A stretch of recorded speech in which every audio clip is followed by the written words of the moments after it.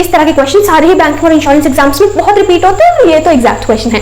क्या आप इसे 20 से 30 सेकंड के अंदर सॉल्व कर पाओगे? जल्दी से मुझे आंसर बता दो। तो क्वेश्चन कहता है एक्स वाई जी की एजेस का सम 190 है, एक्स और वाई का डिफरेंस दुगना है वाई और जी के डिफरेंस के। अब हमें नहीं पता एक्स और वाई में से बड़ा कौन सा है, लेकिन बाद में इन्होंने बता दिया कि वाई का रेशियो है 7 और जी का रेशियो है 9, मतलब जी बड़ा है।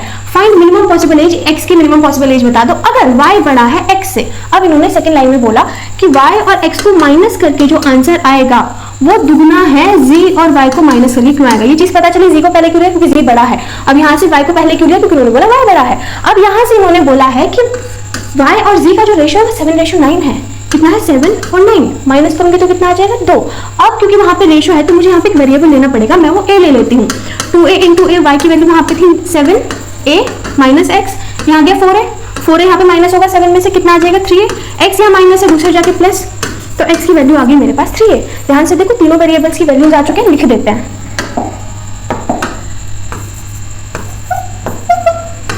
x की वैल्यू आई 3a, y की वैल्यू 7 गिवन थी, g की वैल्यू 9 गिवन थी।